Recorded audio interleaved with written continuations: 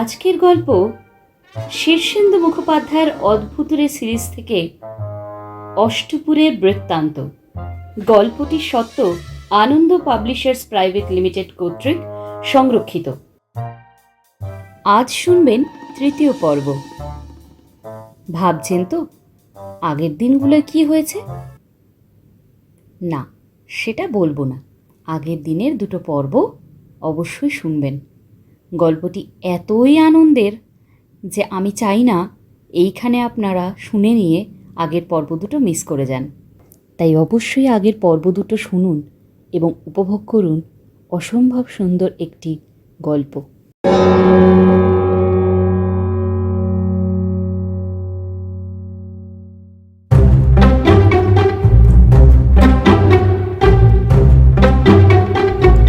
নাকের ইংরাজি যে নোজ, এটা ঘন্টা পাগলা জানে।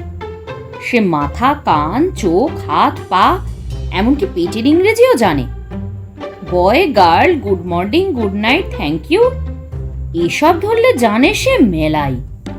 আর কয়েকটা শিখতে পারলেই ইংরেজিটা সড়গড় হয়ে যায়। কিন্তু মুশকিল হলো শেখায় কে?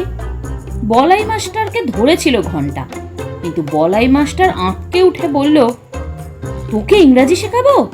অত বিদ্যা আমার পেটে নেই বাবা। কিন্তু ইংরেজিটা জানলে ভারী সুবিধে হয় ঘন্টার। এই তো সেদিন বিজু বৌদিকে গিয়ে ফটাফট ইংরেজি শুনিয়ে দিয়েছিল ঘন্টা। তাতে বৌদি মুখে আঁচল চাপা দিয়ে খুব হেসেছিল বটে, কিন্তু একখানার বদলে সেদিন দুখানা গরম আটা রুটি আর এক খাবলা আলু চচ্চড়ি দিয়েছিল। ইংরেজির খাতিরই আলাদা। ইংরেজি অক্ষরের ছিঁড়ি ছাদও ভারী পছন্দ ঘন্টার। যেন সারি সারি টেবিল, চেয়ার, পিরিচ, চামচ, কাঁটা চামচ, টুপি, পাতলুন সব সাজানো। আজ সকালে বনমালী পোদ্দার তাকে একটা ইংরেজি কাগজের ঠোঙায় এক ঠোঙা মুড়ি আর বাতাসা দিয়েছিল। চৌপথির ধারে কাঁঠাল গাছের তলায় বসে মুড়িটা খেয়ে ঠোঙাটা নিয়ে পড়ছিল ঘন্টা। অক্ষরগুলো মুগ্ধ হয়ে দেখছিল সে, বাহ্যক জ্ঞান নেই। ঠিক সেই সময় ভজন ভচ্চার এসে ধরে পড়ল।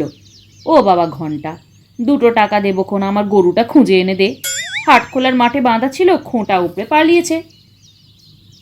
ঘন্টা গম্ভীর হয়ে বলল, আমার সময় নেই পণ্ডিত মশাই, আমি এখন লেখাপড়া করছি। ওরে হবে সে কোন, তোর লেখাপড়া আটকায় কে? 2-এর জায়গায় না হয় 3 টাকাই পাবি বাবা, খুঁজে আন, নইলে কে কোথায় ধরে নিয়ে খোঁয়াড়ে দিয়ে দেবে। আমার মাথায় যে বড্ড ব্যথা রে। ভারী বিরক্ত হয়ে ঘন্টা বলে, এরকম করলে তো চলে না মশাই, আমার লেখাপড়া যে বড্ড ক্ষতি হয়ে যাচ্ছে। ইংরেজির কথা কইছিস তো? ওরে সে তো কবেই তোর টেঁকে গোজা হয়ে গিয়েছে। এই তো সেদিন বিজু বৌমা বলেছিল, তুই এমন ইংরেজি বলেছিলি যে কোলের খোকাটা পর্যন্ত ভয় কেঁদে উঠেছিল। ইংরেজিতে তোকে আটকায় কে? দিনকাল ভালো নয়, বাজারটাও খারাপ পড়েছে। এই বাজারে 3 টাকাও তো কম কথা নয়। তাই ঠোঙাটা ভাঁজ করে পকেটে রেখে উঠে পড়ল ঘন্টা।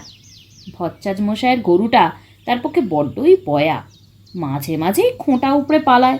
ভট্টাচার্য মশাইয়ের মাজার ব্যথার দরুন গরু বাবদ ঘন্টার একটু আয়পয় হয়। গরু খুঁজতে তার কিছু খারাপ লাগে না। 5 জনের সঙ্গে দেখা সাক্ষাৎ হয়, কথাবার্তা হয়, গাঁটাও একটু চক্কর মেরে আসা হয়। হরিশরণ চৌবের আখড়ার ধারে একটু দাঁড়িয়ে গেল ঘন্টা। Good morning চৌবেজি। হরিশরণ উঠোনে খাটিয়ায় বসে ঘোলের শরবত খাচ্ছিল। নিমিলিত চোখে তার দিকে চেয়ে বলল, অংরেজি বলবি তো খোপড়ে খুলে লিব। এক গাল হেসে ঘন্টা বলল, thank you thank you. Haren Chatterjee বাজার নিয়ে ফিরছিলেন।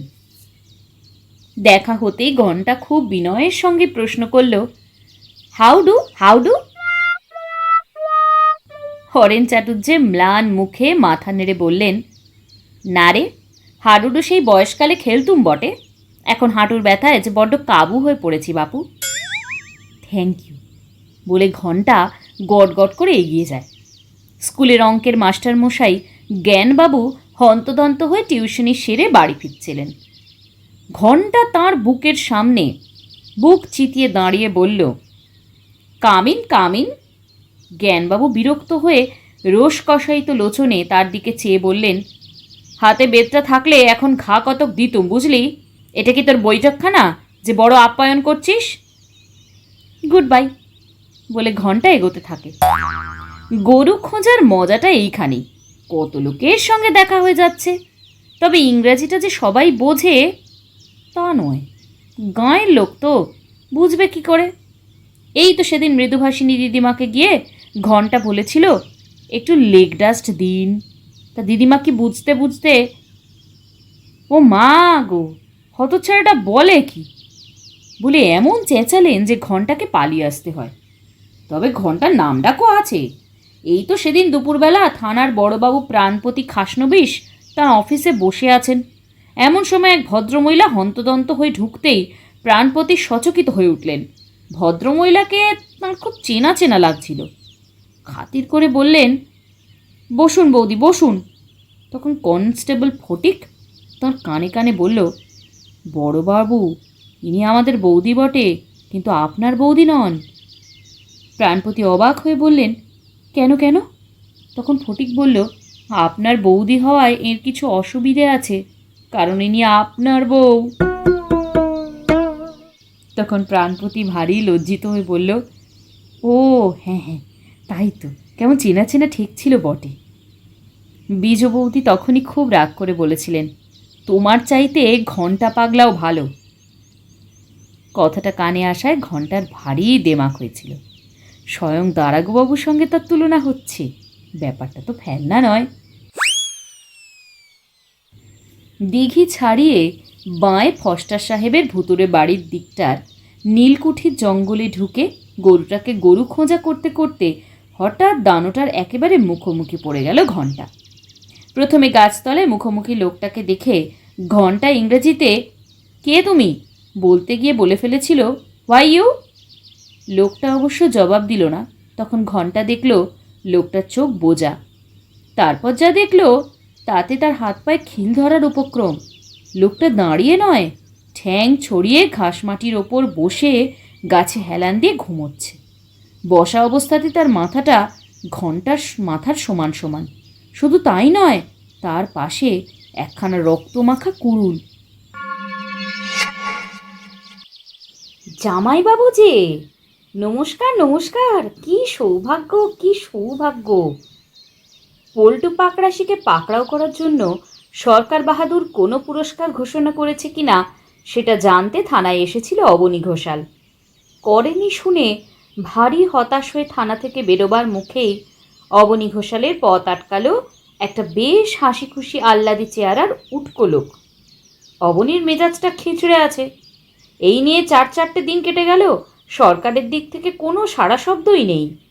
এরকম চললে মোটর বাইকটা কেনার কি হবে তা ভেবে পাচ্ছিল না অবনী। এই পোড়া দেশে ভালো কাজের কি কোনো দাম নেই? ঠিক এই সময় লোকটা গ্যালগ্যালে মুখে তার পথ আটকে দাঁড়াতেই অবনী বিরক্ত হয়ে বলল, হ্যাঁ হ্যাঁ নমস্কার, আমি এখন একটু ব্যস্ত আছি মশাই। তা তো ব্যস্ত থাকারই কথা, চারিদিকে যে আপনাকে নিয়ে ধন্যি ধন্যি হচ্ছে জামাইবাবু। লোকে তো শতমুখে আপনার সুখ্যাতি করে বেড়াচ্ছে। সেদিন তো গাবতলির হাটে শুনলুম এক কবিয়াল গলায় হারমোনিয়াম ঝুলিয়ে আপনাকে নিয়ে গান বেঁধে গাইছে, আর লোকে শুনছেও ভিড় করে। অষ্টপুরে অবতীর্ণ মোদের জামাই সবারই ভরসা দিল, আর ভয় নাই। অবনী পুলকিত হয়ে বলল, তাই নাকি? তবে আমি তো আপনার দর্শন পাবো বলে সেই দোগাছি থেকে আসছি। বটে?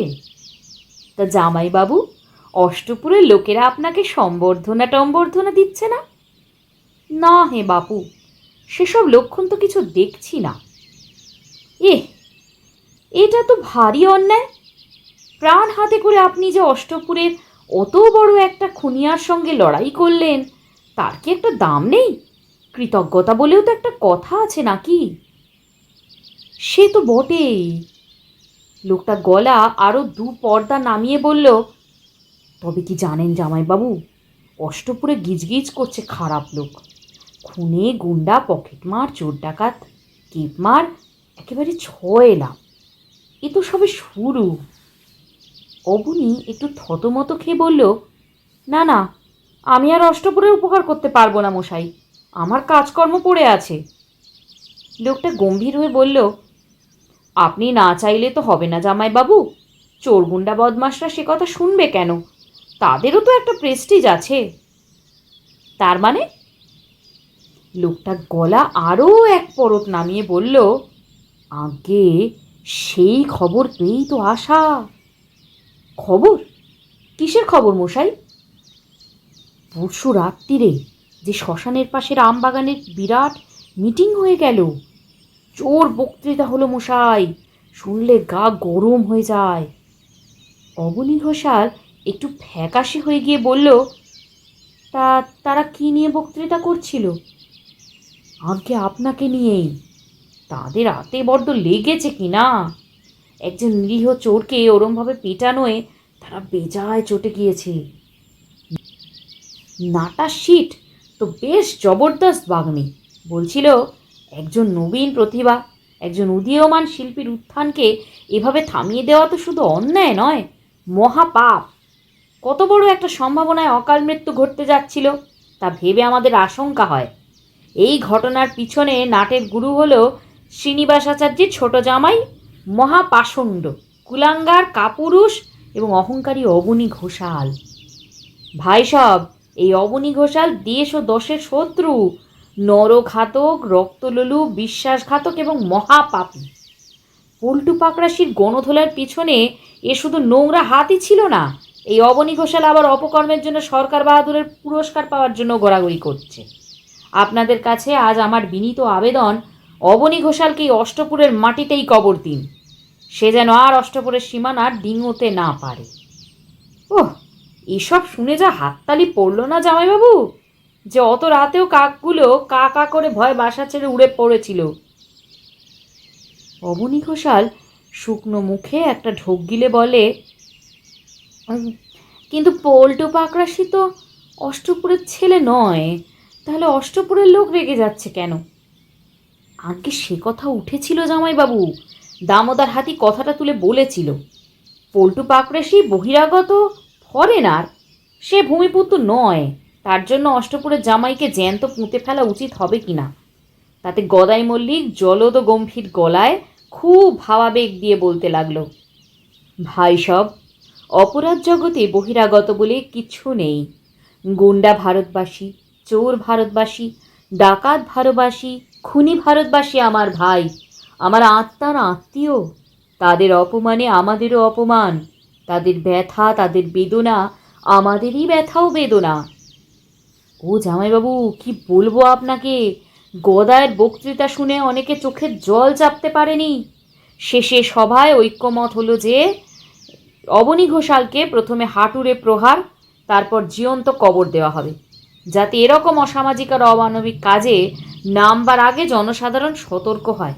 অবনী ঘোষাল কাঁদো কাঁদো হয়ে বলে, কিন্তু পল্টু পাকরাশিকে তো মেরেছে পাবলিক, আমার কি করার ছিল বলুন? আহা, সেসব আলোচনাও কি হয়নি জামাইবাবু? পশুপতি গুছাই তো স্পষ্ট করেই বলল, অবনী ঘোষাল যদি জনতাকে খেপিয়ে না তুলত, তাদের উত্তেজিত করার জন্য ইন্ধন না ছড়াতো, তাহলে এরকম নারকীয় ঘটনা ঘটতে পারত না। আপনারা জানেন, অষ্টপুর একটি শান্তিপ্রিয় জায়গা, এখানে দারোগা পুলিশ পর্যন্ত আলস্যে সময় কাটায়। ওই জমতুল্য জামাইটি এসেই আজ অষ্টপুরের চরিত্র নষ্ট করেছে। ভাই সব, ওই অবনী ঘোষালের রক্তে হাত না রাঙালে আমাদের শান্তি নেই। ওহ, তাই শুনে কি উল্লাস চারিদিকে। জিভ দিয়ে ঠোঁট চেটে অবনী বলে, আচ্ছা, আমার যে ভারী জল তেষ্টা পেয়েছে। তার আর ভাব নাকি, এই যে আমার জলের বোতলটা, নিয়ে ঢক ঢক করে মেরে দিন। জল খেয়ে বোতলটা ফিরিয়ে দিয়ে অবনী বলে, আচ্ছা, এখান থেকে হরিপুর যাওয়ার পরের বাসটা কখন ছাড়বে যেন? বেলা 3টের আগে নয়। কিন্তু জামাইবাবু, অষ্টপুরকে এই সব গুন্ডা বদমাশদের হাতে ছেড়ে দিয়ে আপনি কোথায় যাবেন? আর অষ্টপুরের জনগণই কি আপনাকে ছাড়বে ভেবেছেন? তারা যে আপনার মুখাপেক্ষী হয়েই আছে, অবনী খেদে বলল, অষ্টপুরে বিয়ে করাটাই আমার মস্ত ভুল হয়ে গিয়েছে দেখছি। এর চেয়ে বিষ্ণুপুরে বিয়ে করলে অনেক ভালো ছিল। আজ্ঞে ঠিকই বলেছেন, তবে কিনা অষ্টপুরে আপনার যা নাম হলো এমন কজনের ভাগ্যে হয় বলুন। এই তো পুলক মিত্তির 12খানা যাত্রাপালা লিখেও তেমন নাম করতে পারল না। মদন মালও এত বড় পালোয়ান হয়ে তেমন সুখ্যাতি পেল না। প্রহ্লাদ প্রামাণিক 250 রসগোল্লা খেয়ে বিশ্ব রেকর্ড করা সত্ত্বেও কজন তার নাম জানে বলুন তো? আর আপনার নাম এখন 10টা গাঁয়ের লোকের মুখে মুখে ফিরছে। বাঘা যতীন ক্ষুদিরামের পরেই এখন আপনার সুখ্যাতি। তার উপর ধরুন অষ্টপুরের গুন্ডা বদমাশরাও তো ছেড়ে কথা কওয়ার লোক নয়। তারা সব রাস্তাঘাট অলিগুলিতে নজর রেখেছে। এই যে একটু আগে মাথায় গামছা জড়ানো একটা লোক উত্তর দিকে হেঁটে গেল, আর তারপরেই যে বেটে মতো একজন ঝাঁকা মাথা দক্ষিণ দিকে দুলকি চালে যাচ্ছিল, তাদের দেখে কিছু বুঝলেন? আগে না, ওরা হলো গে অষ্টপুরের নষ্ট লোকেদের আর কাটি। আপনার ওপর আড়ায় আড়ায় নজর রাখছে। পালানোর উপক্রম হলেই, ওরে বাবা, কিন্তু আমার মায়ের যে বড় অসুখ, আমার আজই রওনা হওয়া দরকার। সে তো ঠিকই ঠিকই, বড়ই দুঃখের কথা। মায়ের অসুখ হলে তো রওনা হওয়া পড়াই দরকার। কিন্তু জামাইবাবু, আমি যেন কানা ঘুষে শুনছিলাম যে গত বছরই আপনার মায়ের গুরুতর অসুখ হয়ে তিনি গঙ্গা যাত্রা করেছিলেন। কাল ওষুধ পড়ে যাওয়ায় আপনার বিয়ে 6 মাস পিছিয়ে গত আষাঢ়ে হয়েছে। কথাটা কি তাহলে গুজব? অসুখটা ঠিক আমার মায়ের নয় বটে, আমার এক মাসির। আমি তার ছেলের মতোই। তা তো বটেই বটে, মায়ের বদলে মাসির অসুখ হওয়াও খুব খারাপ। তা দেখুন 3:10-এর বাসটা যদি ধরতে পারেন। হ্যাঁ হ্যাঁ, বরং পুলিশ পাহারা নিয়ে এই বাসটাই ধরে ফেলি, কি বলেন? আগে পুলিশ পাহারাও নিতে পারেন, তবে কিনা অষ্টপুর থানার সেপাইদের তেমন বীরত্বের খ্যাতি নেই। বছর 10 আগে রামভজন সিংহ নামে এক সেপাই ছিল। শোনা যায় কালু ডাকাত যখন নবকান্তবাবুর বাড়িতে ডাকাতি করতে এসেছিল, তখন ডাকাতি ছেড়ে পালানোর সময় একজন ডাকাত একটু পিছিয়ে পড়ায় ওই রামভজন তাকে জাপটে ধরে। অষ্টপুর থানার শেষ বীর বলতো ওই রামভজন। তাও সে তো কবেই রিটায়ার করে দেশে চলে গিয়েছে। ডাকাতটাকে ধরে কি করা হলো? ধরে রাখা যায়নি যে, সে রামভজনকে কাতুকুতু দিয়ে পালিয়ে যায়। প্রাণপতিবাবু তো গত পরশুই তার নিজের বউকে ভুল করে বৌদি বলে ডেকে ফেলেছিলেন। শুধু কি তাই, স্কুলের পুরস্কার বিতরণী সভায় একটা ফুটফুটে মেয়েকে ডেকে থুতনি নেড়ে জিজ্ঞাসা করেছিলেন, বাহ খুকি, ভারী মিষ্টি দেখতে তো, নাম কি তোমার? বদলে পেটতয় যাবেন না, ওই খুকিটি প্রাণপতিবাবুর নিজেরই মেয়ে। বলেন কি মশাই? আরও শুনবেন? হেড কনস্টেবল ফটিক তবলা বাজিয়ে বেড়ায়, বক্রেশ্বর হাতযশ হোমিওপ্যাথিতে। ছোট কনস্টেবল তন্ময় পাল কবিতা লেখে। নন্দগোপাল হালুই ঘুড়ি ওড়ানোর চ্যাম্পিয়ন। এরা কেউ কখনো কোনো চোর ডাকাত বা গুন্ডা বদমাশকে ধরেনি, ঘাঁটাতেও যায়নি। ভারী হতাশ হয়ে অবনী বলে, তাহলে কি উপায় বলুন তো? ওই দেখো কাণ্ড, জামাইবাবুকে ঘেবড়ে গেলেন নাকি? আপনার খেল দেখব বলেই তো দৌগাছি থেকে এত দূর ছুটে আসা। অবনী আমতা আমতা করে বলে, সে তো বুঝলুম, কিন্তু আমার যে আর এই অষ্টপুর জায়গাটা মোটেই ভালো লাগছে না। কেন? অষ্টপুর তো দিব্য জায়গা। অষ্টপুরের চেয়ে আমাদের খিজিরগঞ্জ অনেক ভালো জায়গা মশাই। কেন জামাইবাবু, অষ্টপুরের চেয়ে খিজিরগঞ্জ ভালো কিসে? অবনী অনেক ভেবেও খিজিরগঞ্জের ভালো কিছু মনে করতে পারল না। শুধু বলল, খিজিরগঞ্জের ভোট কচু খুব বিখ্যাত। লোকটা হা হা করে অট্টহাস্য হেসে বলল, কচু ঘেঁচুর কথাই যদি ওঠে জামাইবাবু, তাহলে বলি অষ্টপুরের মান কচুর কথা। সাহেবরাও জানে, জগৎ বিখ্যাত জিনিস। 10 বছর আগে এত বড় একটা মানকচু তোলা হয়েছিল যে সেই জায়গায় একটা সুড়ঙ্গ তৈরি হয়ে গিয়েছে, লোকে দেখতে আসে। ক্ষেত কামারে কাজ করতে হয় ভুবনকে, খালে বিলে ঘুরতে হয়, সুতরাং সাপ খোপের সঙ্গে তার মেলাই দেখা সাক্ষাৎ হয়ে যায়। কিন্তু সাপ মারে না ভুবন, মারতে নেই। মা মনসার বাহন বলে কথা, আর ভগবানের দুনিয়ায় যা কিছু আছে সবটাকেই বোধহয় দরকার। কিন্তু আজ সাপটাকে মারতে হলো বলে ভুবনের ভারী খারাপ লাগছিল। পল্টু পাকরাশির সন্ধানে কুঁকড়েহাটি থেকে খুব ভোরবেলায় বেরিয়ে পড়েছিল সে। মোটে 2 মাইল রাস্তা চোখের পলকে পেরিয়ে অষ্টপুরে ঢোকার মুখেই ঘটনা। ভালো করে আলো ফোটেনি তখনও। একটা জঙ্গুলে রাস্তা দিয়ে পোড়ো বাড়ি পেরিয়ে আসার মুখে আচমকাই পথ আটকে ফনা তুলল সাপটা। একটু হলেই ঠুকে দিত। বিশেষ ভাবনা চিন্তা না করেই কুড়ুলটা চালিয়ে দিয়েছিল ভুবন। সাপটা প্রায় 2 হাতখানা হয়ে পাশের ঘাস জমিতে ছিটকে পড়ে কিছুক্ষণ কিলবিল করল খুব, তারপর আর নাড়াচড়া নেই। ভুবন তার মায়ের কাছে শুনেছে মা মনসার দূর ধরে তার জন্ম হয়েছিল। মায়ের তাই বারণ ছিল, সাপ মারিস না বাবা, ওতে বড় পাপ হবে। ভুবনের তাই সাত সকালে বড় মনস্তাপ হচ্ছিল। যে গনগনের রাগ নিয়ে কুড়ুল হাতে সে পল্টু পাকড়াশিকে নিকেশ করতে বেরিয়ে পড়েছিল, সেটা যেন দপ করে নিভে গেল। নিচু হয়ে সাপটাকে দেখল সে, বড় সড়ো কালকেউটে। ছোবল মারলে রক্ষে ছিল না, কিন্তু না মারলেও হতো। গাঁয়ের মানুষ সে, ভালোই জানে মাটিতে চাপড় মারলে কিংবা হাততালি দেখলে সাপ বড় একটা ছোবল টোবল দেয় না, বরং পালায়। কিন্তু আজ মাথাটা বড় গরম হয়েছিল, হিতাহিত জ্ঞান ছিল না। কোমরের গামছায় কপালের ঘাম মুছে ভুবন তাই পাশের একটা গাছতলায় বসলো। পাশে রক্তমাখা কুড়ুল, মায়ের দিব্যি দেওয়া ছিল, সেটা আজ সকালে ভঙ্গ হলো বলে বড্ড দমে গিয়েছে মনটা। গাছে হেলান দিয়ে চুপচাপ বসে মনটাকে বাগে আনার চেষ্টা করতে করতে কখন ঘুমিয়ে পড়েছে কে জানে। হঠাৎ দেখতে পেল সামনে একটা খুব ঢ্যাঙা চেহারা লোক দাঁড়িয়ে আছে।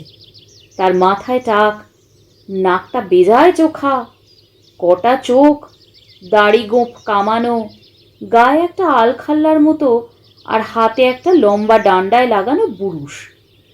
বলল, একটা সাপ মারলেই যদি এত মনস্তাপ হয়, তাহলে একটা মানুষ মারলে আরো কত মনস্তাপ হবে তা ভেবেছ?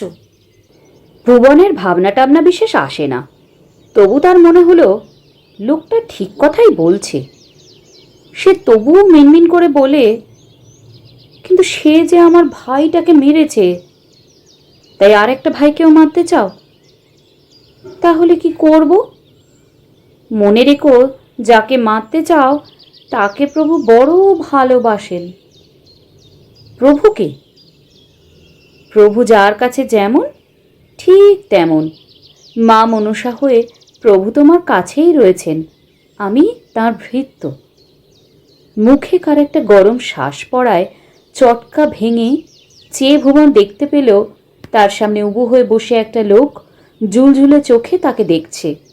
তার পরনে একটা হাফ প্যান্ট আর একটা ঢলঢলে জামা। সে চোখ চাইতেই বলল, ওরে বাস রে, তুমি তো দোতলা বাড়ির মতো বড় একটা লোক, ঘরদরের মধ্যে আঁটো কি করে? ভুবন একটা হাই তুলে সোজা হয়ে বসল, জবাব দিল না।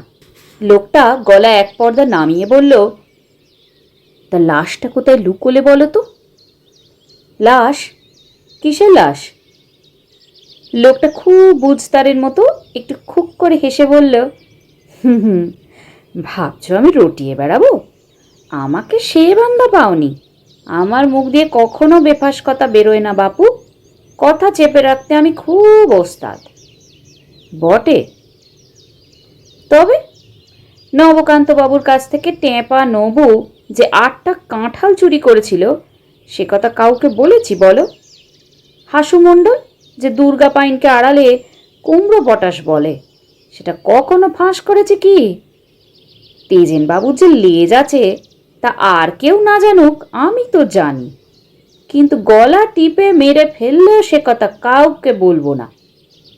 বেশি কথা কি, প্রাণপতি দারোগা ফাঁসির আসামি বলে যাকে হাজতে বন্ধ করে রেখেছে সে যে আসলে পল্টু পাকরাশি নয়, মাধবগঞ্জের নবীন দাস, সে কথা আমি ছাড়া কাকপক্ষেও কখনো টের পায়নি। বুঝেছ? আরও পাকা কাজ চাও তো 10টা টাকা ফেলে দিও, মুখে স্ক্রু এঁটে যাবে, লাশের খবর কেউ পাবে না। ভুবন ছোট চোখ করে লোকটার দিকে চেয়ে বলল, তাহলে পল্টু পাকরাশি কোথায়? তার আমি কি জানি। ভুবন উঠে পড়ল, কুড়ুলটা কাঁধে ঝুলিয়ে বলল, অষ্টপুরের থানাটা কোন দিকে বলো তো? ঘণ্টা পাগলা অবাক হয়ে বলে, লাশের কথা কবুল করবে বুঝি? খুব ভালো, খুব ভালো, চলো আমি নিয়ে যাচ্ছি। কাকে মারলে বলো তো? নিশাপতি সাধু কাকে নাকি? নিশাপতি অতি পাজি লোক, তার পিতলের ঘটি চুরি করেছি বলে জুতো পেটা করেছিল আমাকে। উমেশ কর্মকারকে নয় তো? মেরে থাকলে কিন্তু খারাপ করনি ভায়া। উমেশের গোয়ালঘর পরিষ্কার করতে রাজি হয়নি বলে গরম লোহার ছেঁকা দিয়েছিল। মোটে 5 টাকা রেটে কি রাজি হওয়া যায় বাপু? গিরিন সামন্ত হবে কি? বেশ মুস্কো মতো কালো বন মানুষের মতো চেহারা গো, বড় বড় দাঁত। তার বারান্দায় একা শুয়েছিলুম বলে কি হম্বি তম্বি, কান ধরে ওঠবসব্দি করিয়েছিল। না হলে কি ধনপতি জোয়ারদার নাকি? ধনপতি হলে খুব ভালো হয়। গন্ডার সর্দার, বিনি পয়সায় তার 7 জোড়া জুতো বুরুশ করে করে আমার হাতে ব্যথা ধরিয়ে দিল। প্রাণপতি খাসনবুসের আজ মেজাজ ভালো নেই। গতকাল সকালে সামনের বারান্দায় বসে চা খাচ্ছিলেন। ওই সময় তার মনটা ভারী ফুরফুরে থাকে, মাথায় উচ্চ চিন্তা আসতে থাকে। তখন সবে সূর্য উঠি উঠি করছে, গাছগাছালিতে বিস্তর পাখি ডাকছে, শরৎকাল আসি আসি করছে বলে মিঠে হাওয়া দিচ্ছে, বাগানে ফোটা শিউলির গন্ধটাও আসছে খুব। গরুর হাম্বা, কুকুরের ঘেউ ঘেউ যেন ভোরবেলাটাকে একেবারে তুল্লাই দিচ্ছিল। চা খেতে খেতে তিনি উচ্চ চিন্তায় উড়ে যাওয়ার জন্য তৈরিও হচ্ছিলেন। চিন্তার বিষয়টাও সানিয়ে রেখেছিলেন, 1-এর সঙ্গে 1 যোগ করলে হয় 2। তাই যদি হবে তাহলে এই যে চারিদিকে যা সব রয়েছে, বাড়িঘর, গাছপালা, হাঁস মুরগি, গরু বাছুর আর রোদ আকাশ, এইসব যোগ করলে যোগফল কি হবে? রোদের সঙ্গে হাওয়া যোগ দিলে কি দাঁড়ায়?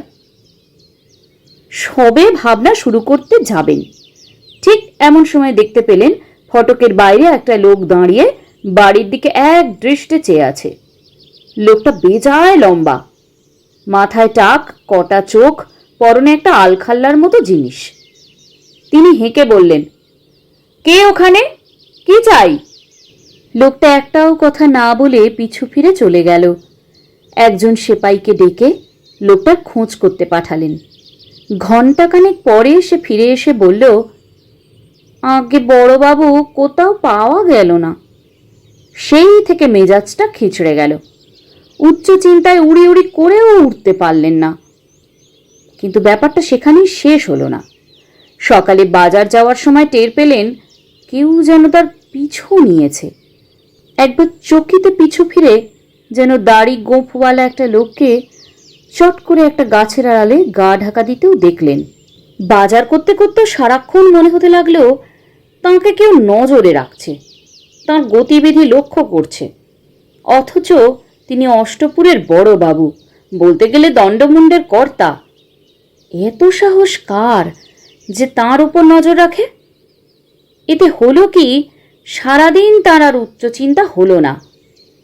উচ্চ চিন্তা না হলে প্রাণপতিবাবুর নানা রকম অসুবিধে হতে থাকে। অনিদ্রা হয়, হাই ওঠে, অরুচি হয়, নাক চুলকোয় এবং হাত পা নিষ্পিস করে।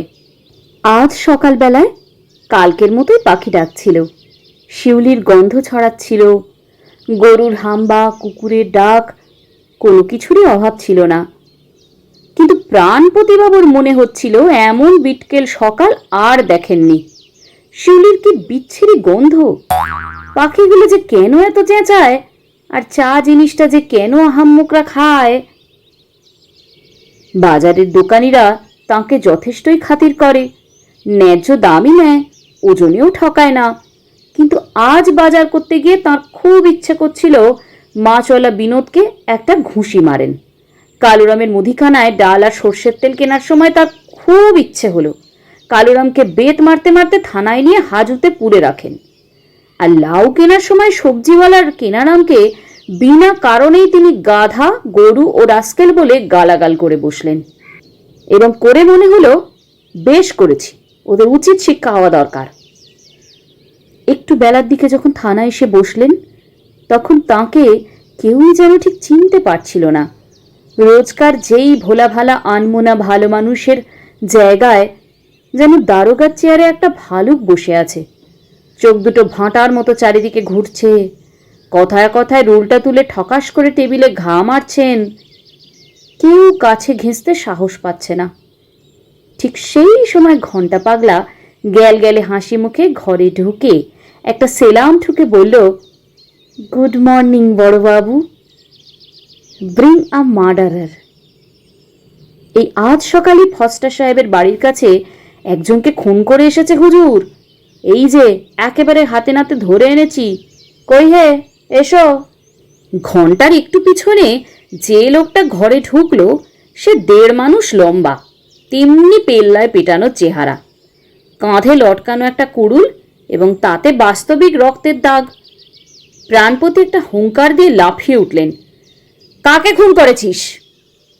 লোকটা একটু হেসে হাত তুলে ভরা ভয় দেখিয়ে বলল, ব্যস্ত হবেন না বড়বাবু, খুনটুন করে আসিনি, পথে একটা কেউটে সাপের মুখে পড়ে গেছিলাম, সেইটাকেই মারতে হয়েছিল।